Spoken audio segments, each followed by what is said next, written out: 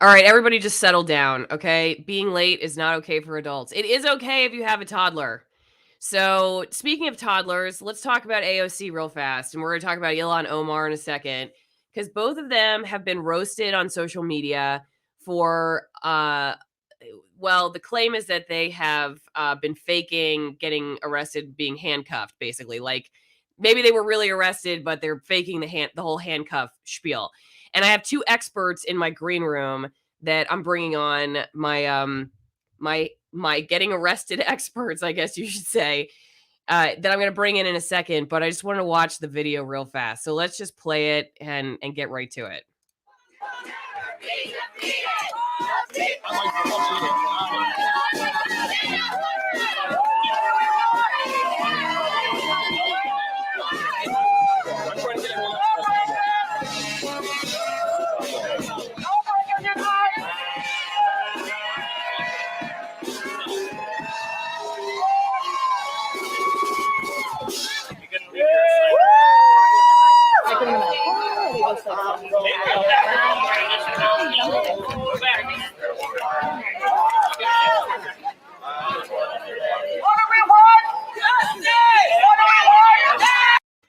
Okay, so basically in the video, which I will replay, stand by, I will replay while we're talking.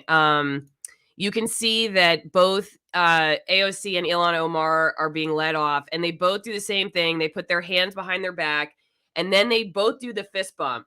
Now, what I want to say before we get started on all this is that, first off, I don't know if both of them are just putting their hands behind their back because they're like the good kids in school, like check it out. She's like kind of holding her hands together, and if she was really trying to do a deep fake on it, why would she do the fist bump? But then there are a lot of people like, no, she was pretending, and I can't confirm for you. I'm not in her head. I have no idea if she was really doing that on purpose. But I can say this much. I'm going to show you a different angle in a second of what happened with the smirk that both of these have, when both of these women have when they're walking away, and they are not afraid of what's to come. I will say that much. I covered a lot of civil disobedience in my day, and I never saw protesters that were just kind of like let off 2 by 2 with police officers who didn't have them zip tied or something. And they're not afraid of due process for blocking a road. They're not afraid of judicial bias. I don't see fear in their eyes for treatment in jail, or any of the stuff that we talk about with the folks that I've discussed on this channel. One of whom I'm going to bring in a second, who was arrested on January 6th, and just want to talk about that because to me, the handcuff thing, like fake or not fake, I think a lot of this is a show. And actually, for Newsweek, that's their opinion piece headline.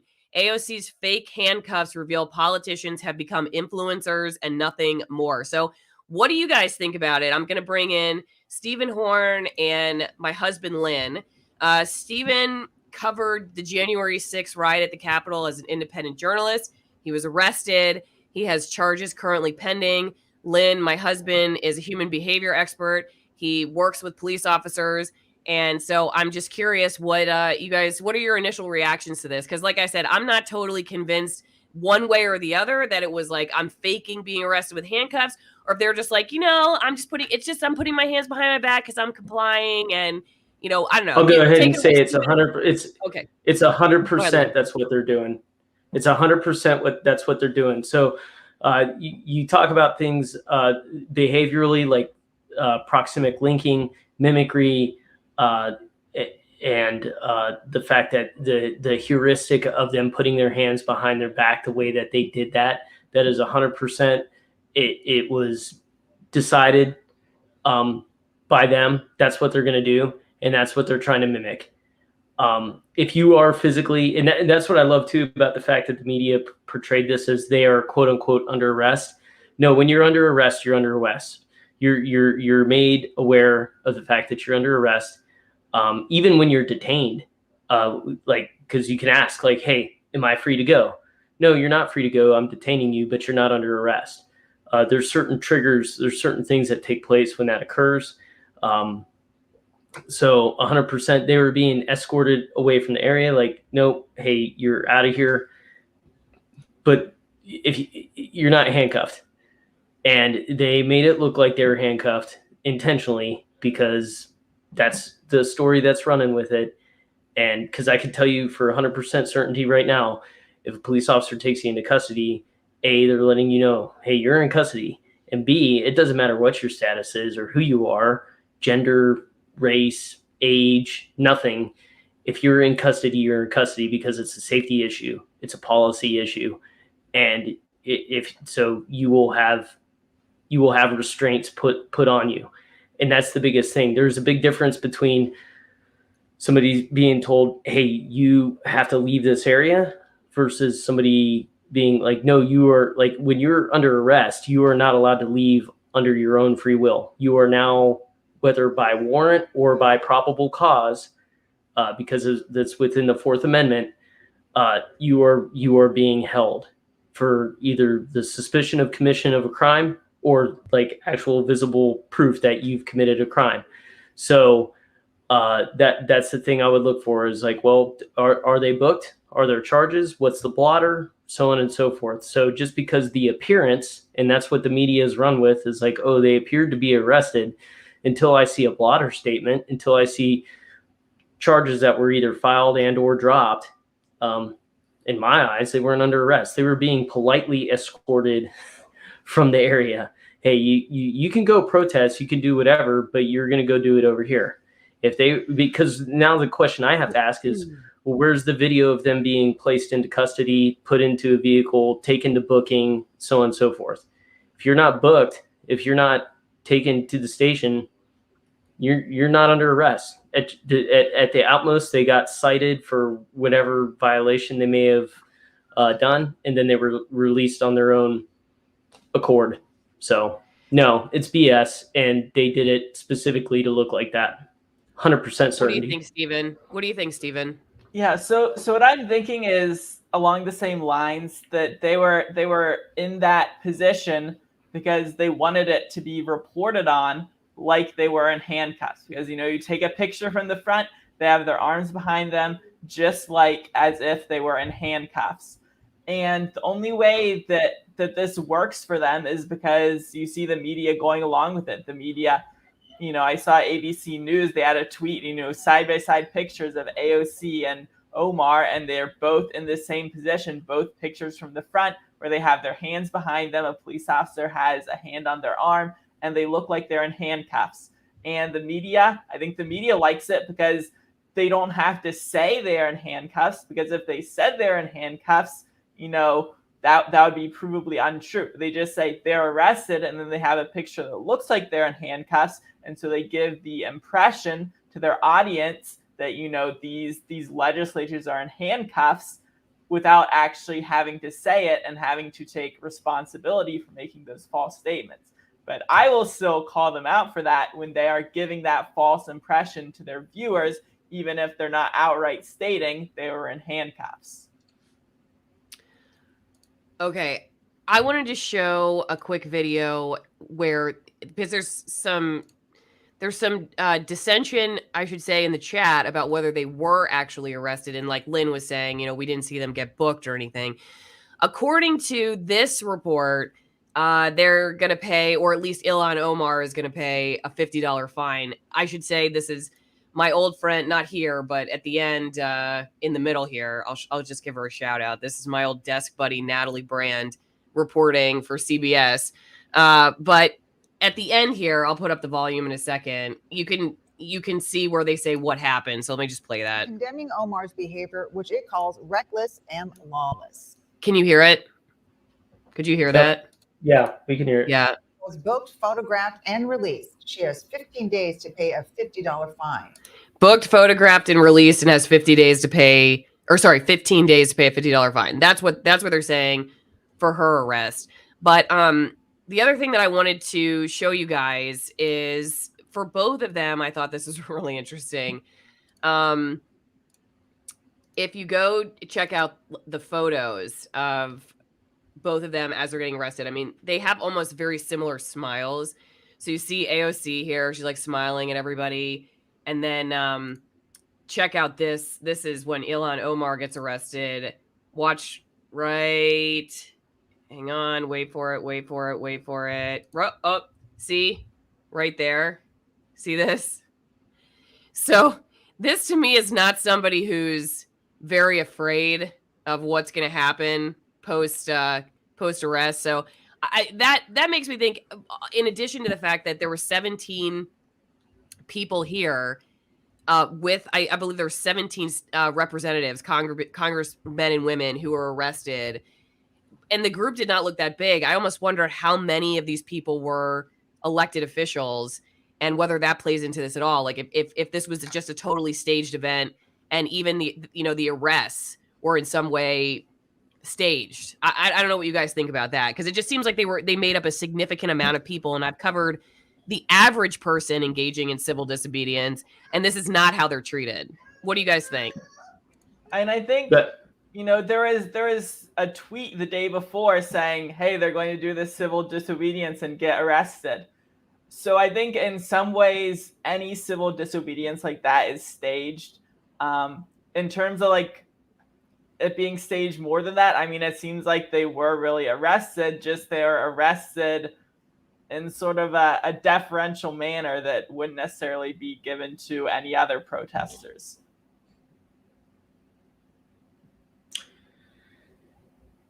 Yeah, she's probably with the little one right now. Somebody's going cray-cray. But, I mean, I'll just go ahead and say, like, yeah, that's pretty dang convenient.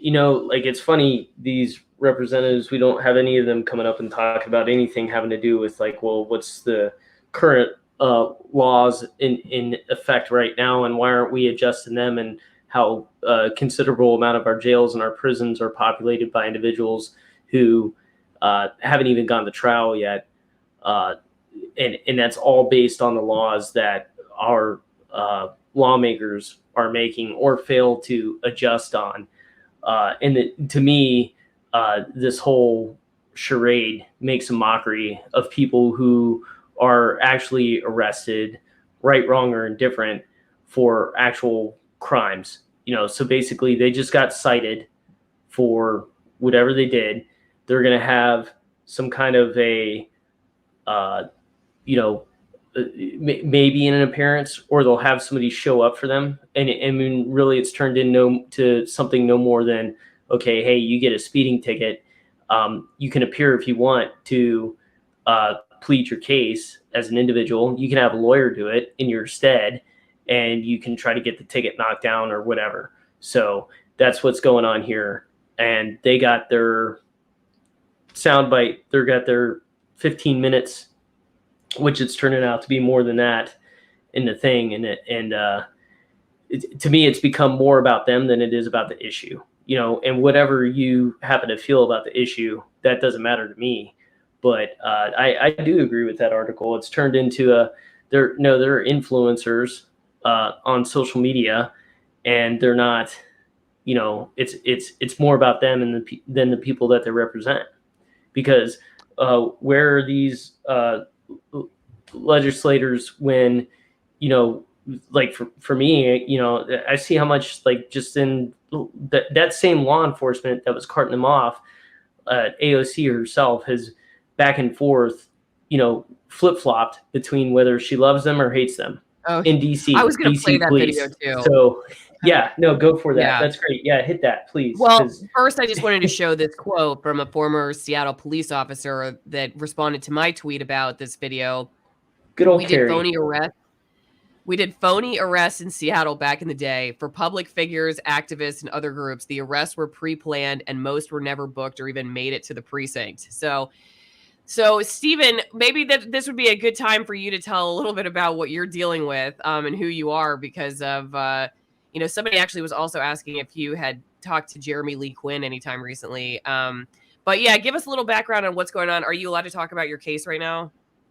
Yeah. So I don't think I have a problem talking about my case. I have a lawyer. I have talked to my lawyer about, media appearances and stuff. And so I should be fine to say everything that I'm about to say.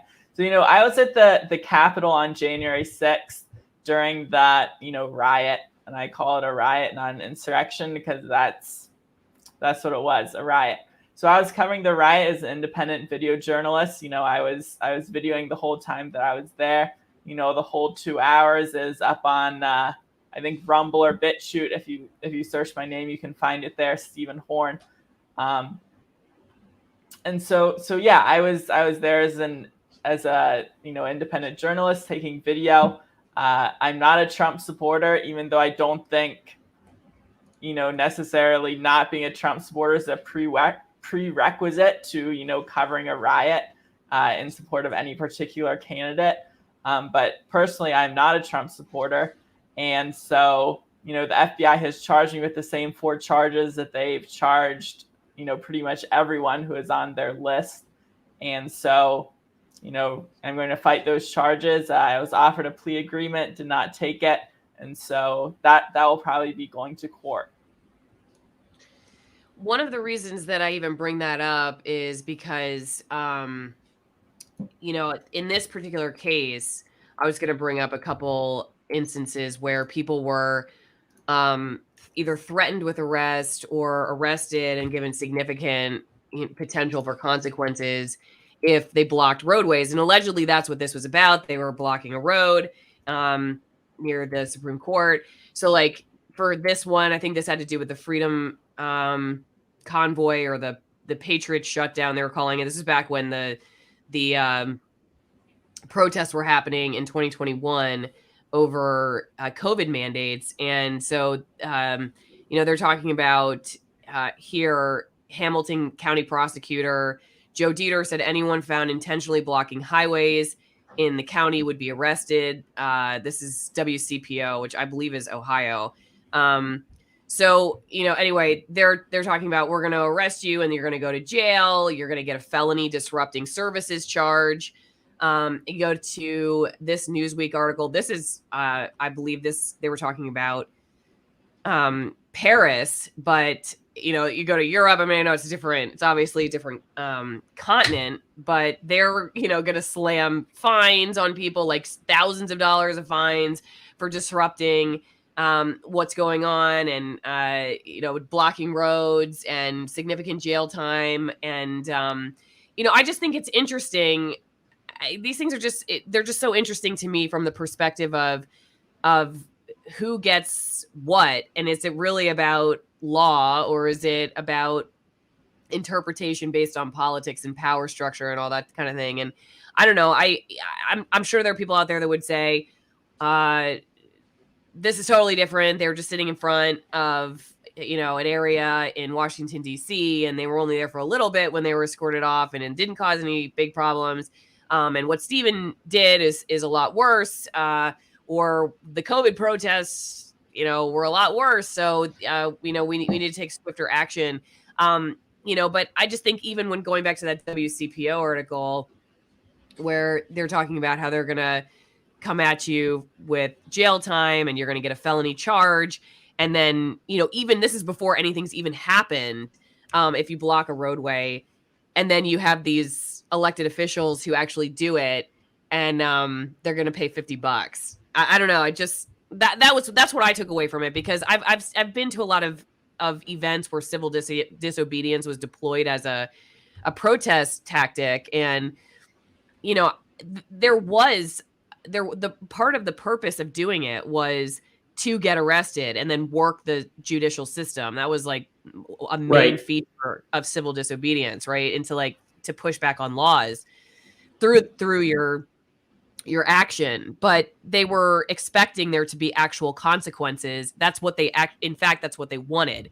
Real protesters engaging in real civil disobedience really want to get arrested and they really want to go through the judicial system. That was at least my experience. They didn't just do it for show to pay a $50 fine. They wanted to get arrested in order to push new legislation or new laws, whatever it was, and to work the system from that angle. And that just doesn't seem to be what's going on in this at all. This seems more like a photo op. You mind if I add something to that? So here's the thing. Your right to freedom of speech does not mean that you can supersede my rights, whether it's to speech or to travel or freedom of movement.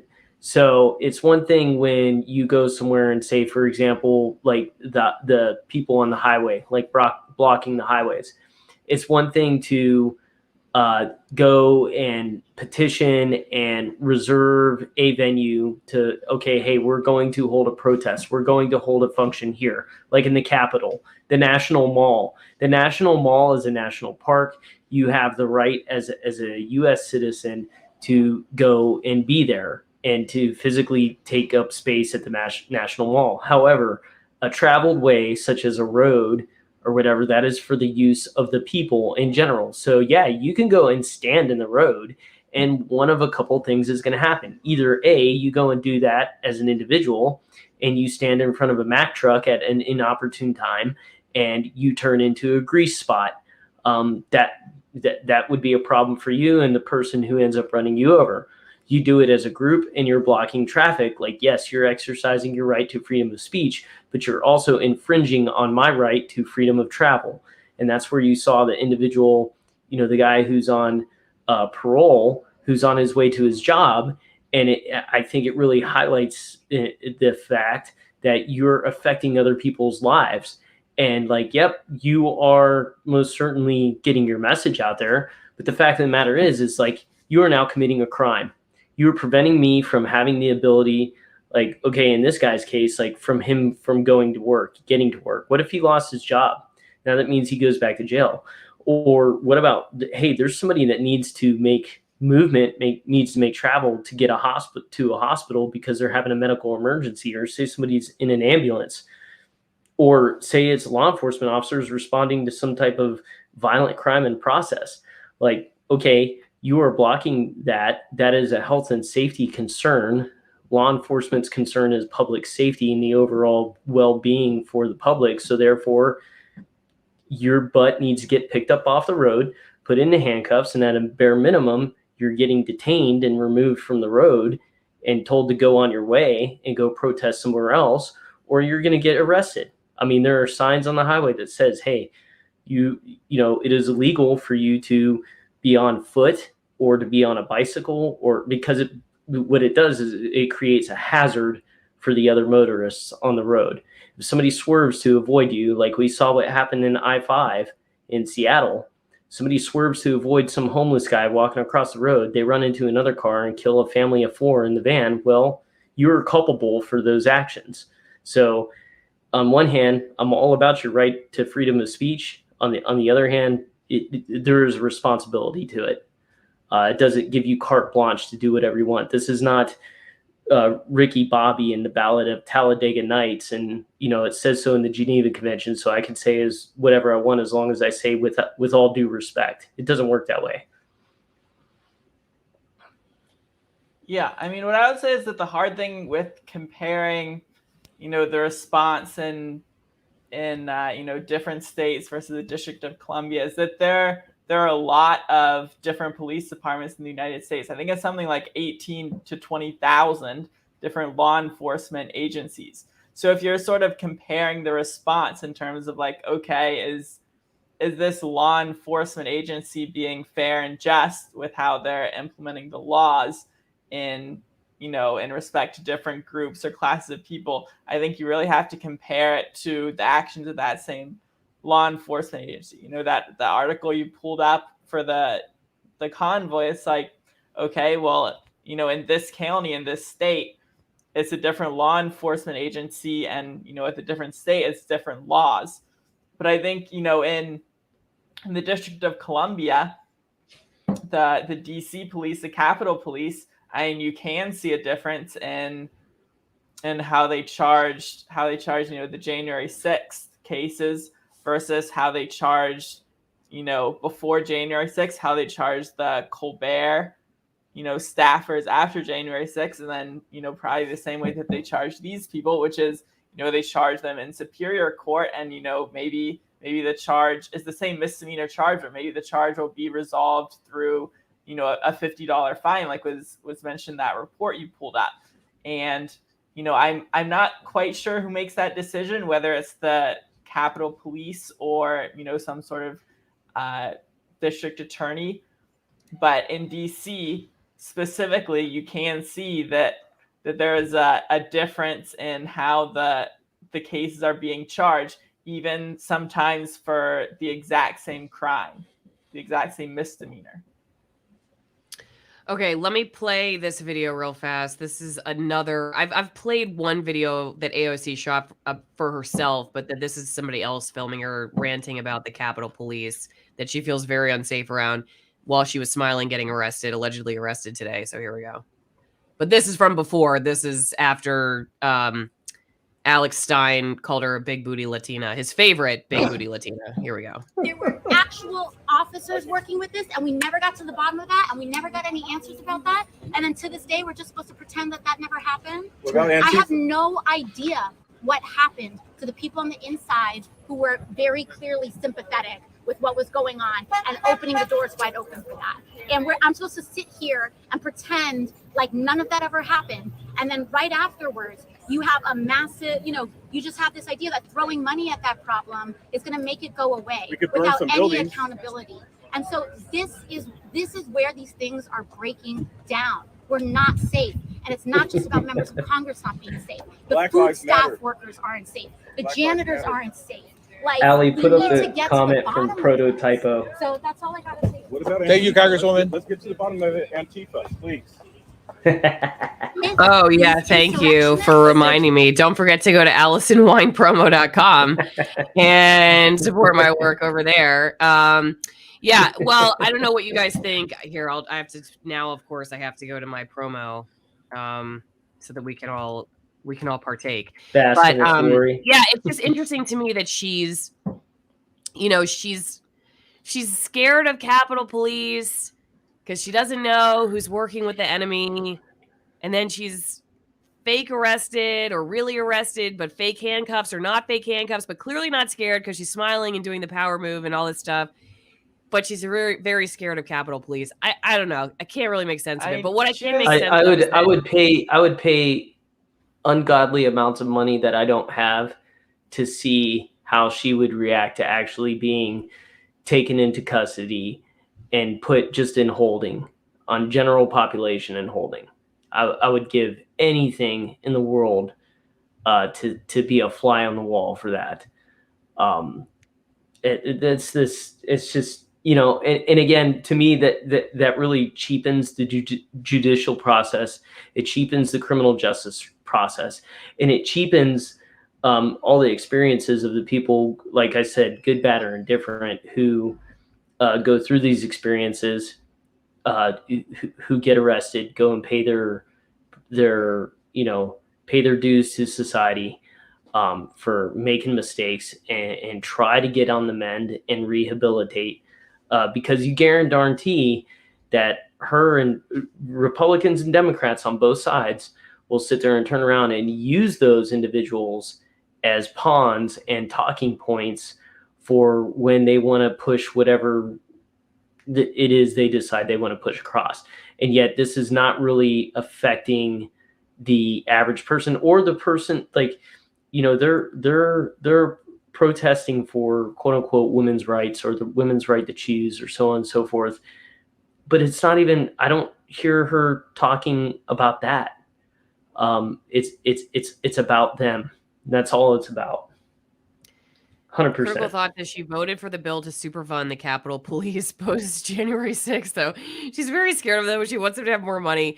Anyway, well, whether you're a wino, WHINO, or a WINEO wino, you should go to AllisonWinePromo.com. Go support my work over there. 3 great bottles of wine. One from a very small operation where they handpick the grapes. Another one from almost 9,000 feet. It's extreme altitude wine. If you've never tried one of those, you got to do it. It's a great way. Like I said, you could get a bottle of wine you can't get at the grocery store for whatever holiday is coming up. And the third one, they use natural fermentation, so unique wines. And like I said, support my work while you're at it. Okay. So, yes, Stephen, did you have anything you wanted to add? So, I'm sorry if I cut you off. Getting into AOC and the Capitol Police, especially in terms of the video you just showed, where she's talking about, the Capitol Police opening doors. So I would consider myself something of an expert on January 6th. I wasn't just there, but I have done significant research since then. I'm currently working on a documentary, and I don't believe there are any doors that the Capitol Police intentionally opened. I haven't seen evidence of that. There was a door that they sort of opened it seemed like their intent was to let people out who are already in. But obviously, once the door is open, the door is open. So the police let people out, and then more people come in. But what's interesting about the investigations the Capitol Police did is I want to get the numbers right. They did something like 38 investigations into the behavior of United States Capitol Police officers on January 6th. And the interesting thing is they could only identify 26 of those Capitol Police officers. And I think they found like 6 of them, misbehaved, violated the rules in some way. So 12 of the investigations they did into officers who, were supposedly being friendly with protesters, or one was, the very viral video where it looks like a police officer is waving protesters past barricades.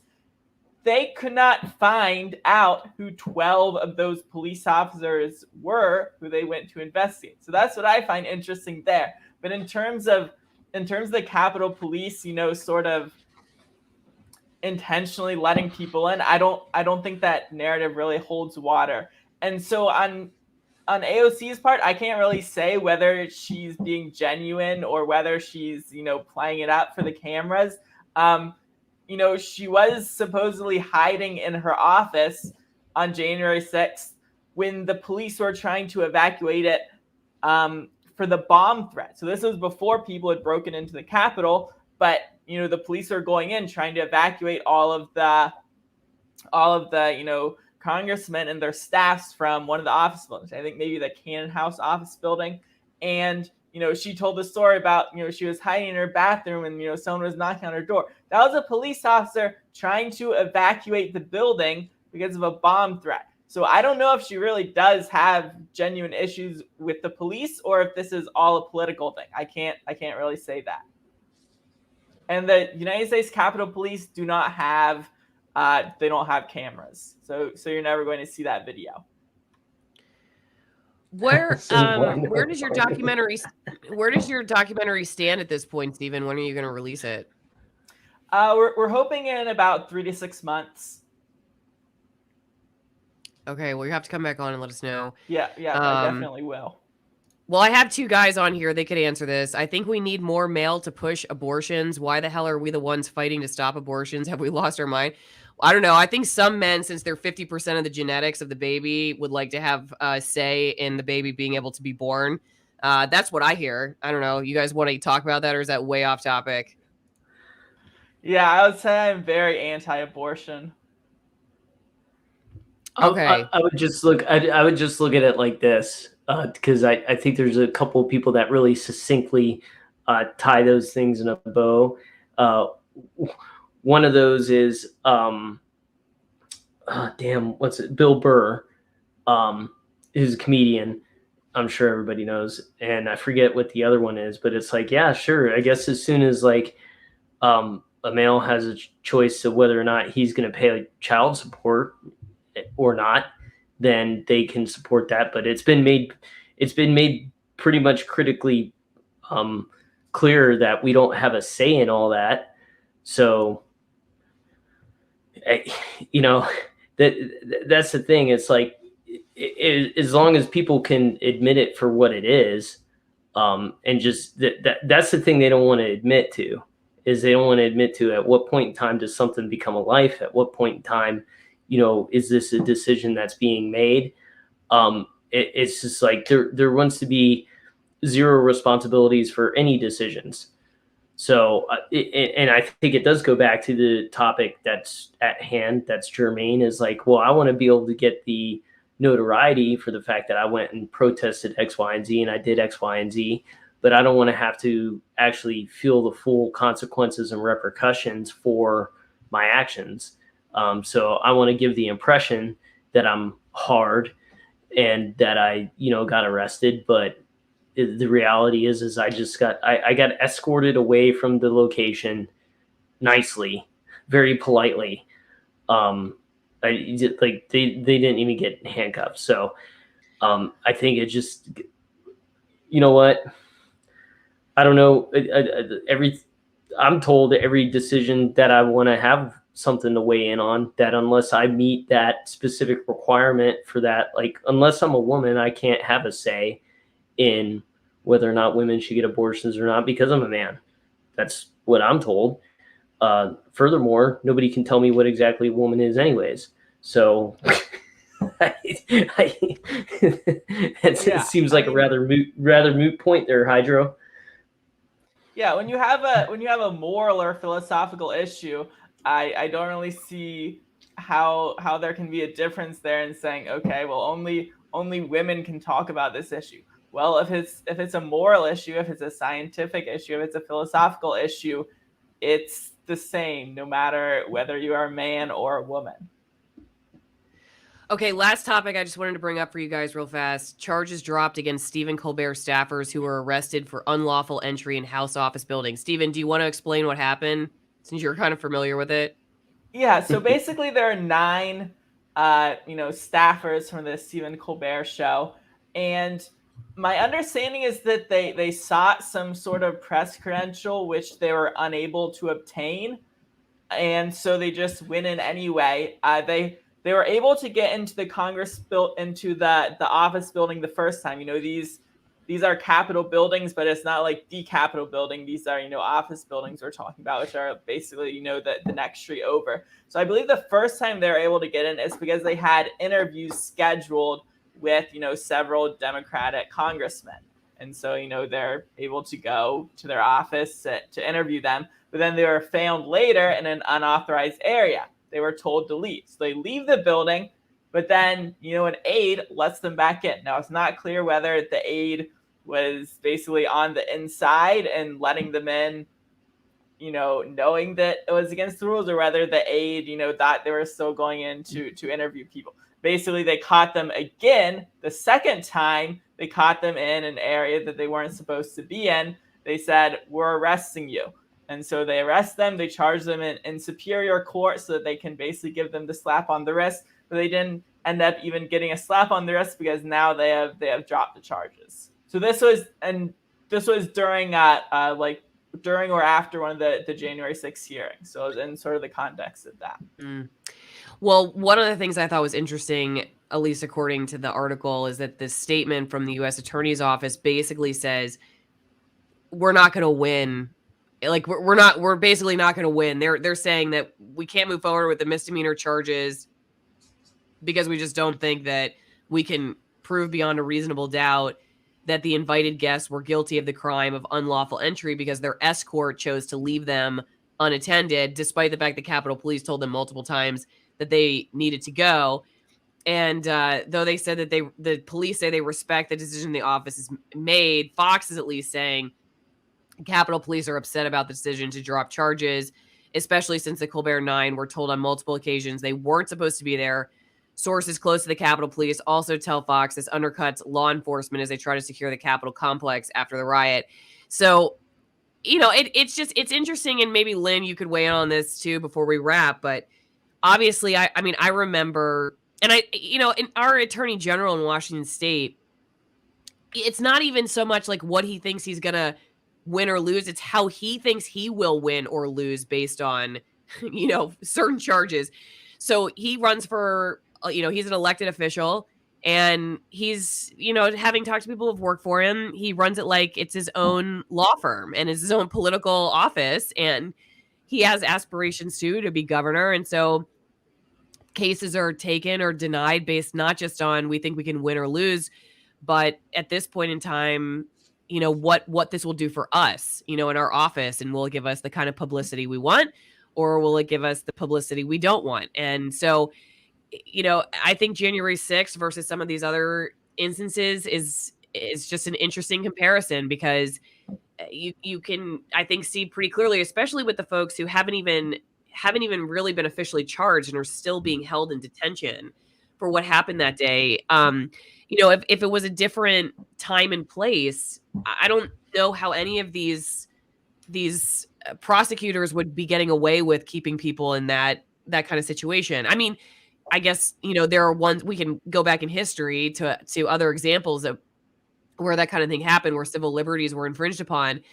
But, I think it's starting to become more and more concerning for people that laws are not enforced or prosecuted based on just consistent interpretation of, like, you broke the law, so we're going to prosecute you, but really based on connection, politics, media, publicity, future aspirations for yourself in one or another political venture.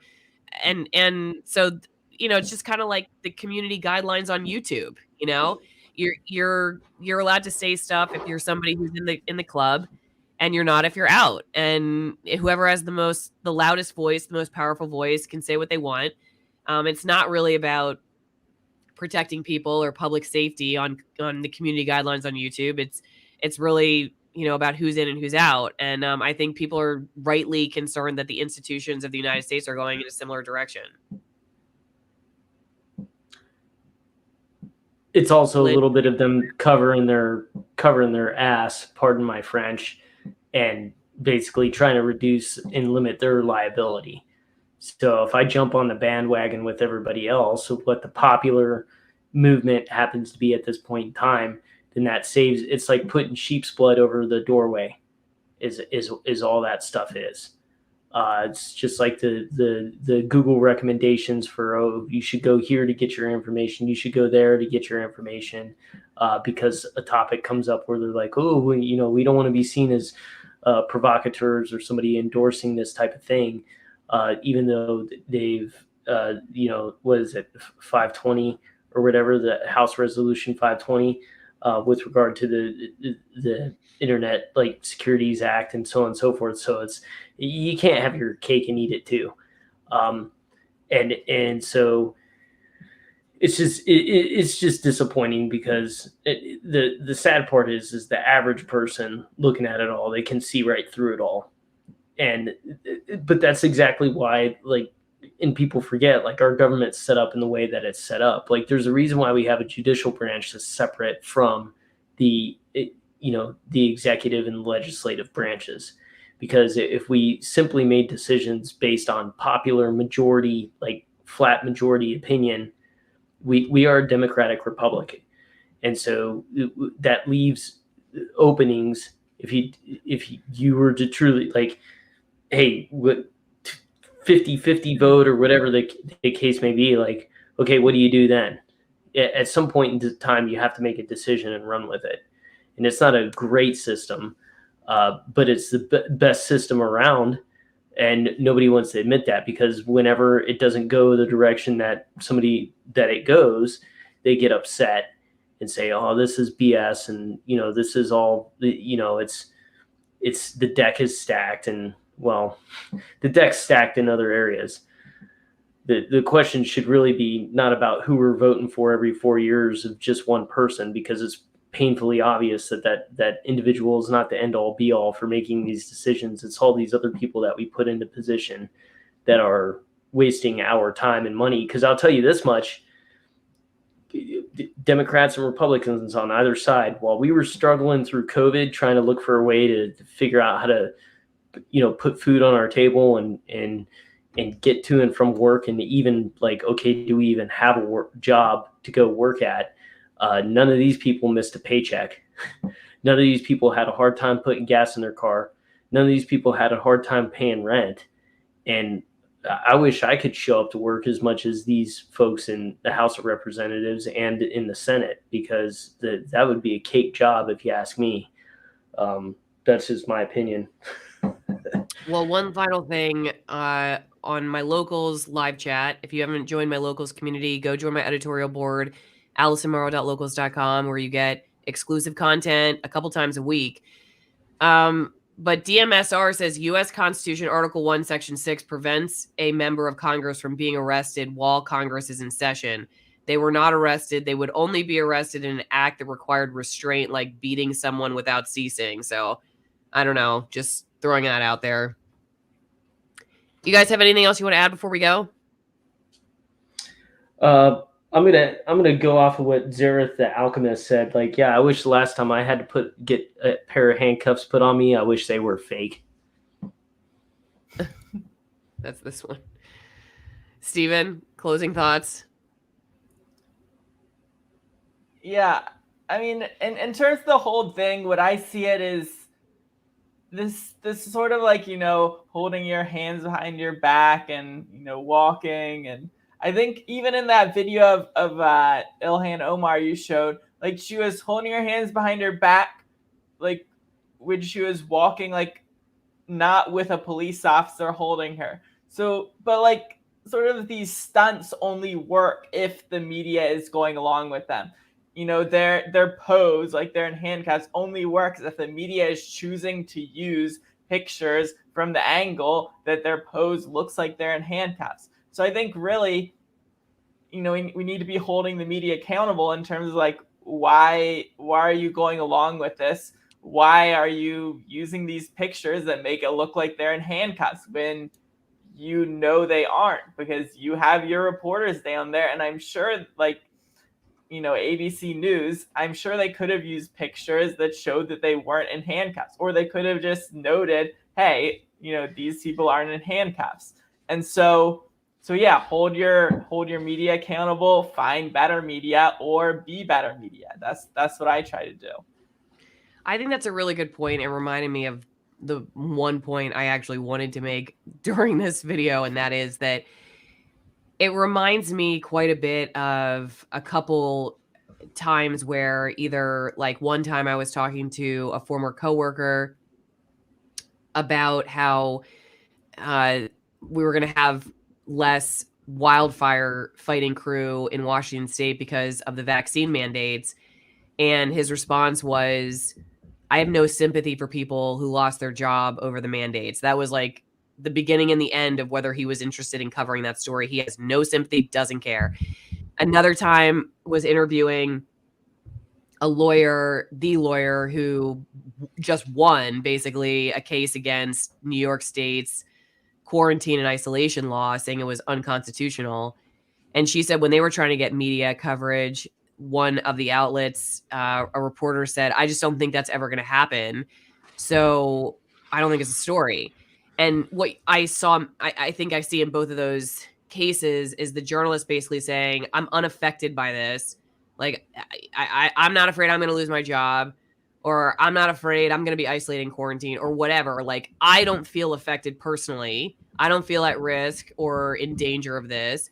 So I just don't I don't want to explore it. So I don't think my civil liberties are going to be infringed upon. So I don't really care about exploring it for other people. And I think the last couple of years has taught me that more than anything when it comes to my old industry, just like the decision-making process of like how much of it comes from whether we felt like we were going to be affected or not. And if we felt like, you know, we weren't because we didn't realize this, maybe, or maybe some people did, you know, we're sitting in a powerful position. We're not, you know, we're not going to face the same consequences, or the journalists who are just not doing any reporting that's going to put them in the crosshairs of powerful people. So they're just not worried about it. Then it's just not news. And, you know, I do think that this kind of in the same way, it's like you see politicians who are also just smirking as they're being arrested because they don't really fear the same consequences, just like the journalists who don't see things as news because they don't feel affected either. It just, I don't know. To me, it's kind of the same phenomenon. Like people that just don't care about the consequences of what we're dealing with right now because they just don't feel like it's going to affect them personally, whether you're getting fake arrested outside the Capitol or real arrested, whatever ended up happening today. You know, or you're a journalist who's not afraid that anything you're doing is going to ever put you in danger. So why would you care about the First Amendment? Or you feel protected by whatever laws there are. So you don't care about people who lost their jobs over potentially unconstitutional requirements, you know, that kind of thing. You don't feel affected. So they don't care. And I don't know, that just kind of reminded me of those two worlds having a connection for sure. Yeah, and to piggyback off of that and get back to a rabbit trail we went down, in terms of the coverage of abortion, you know, since the Dobbs decision overturning Roe versus Wade, it seems like the coverage in the mainstream media has been very heavily sort of on the pro-abortion or pro-reproductive rights side of things. And I think part of that is because, you know, sort of young liberal women are overrepresented in, you know, the journalism profession. And so that's an issue that they feel they're more likely to feel directly impacts them. So it seems like most of the coverage we see, especially in mainstream media, is sort of very, very slanted towards the pro-abortion side of things.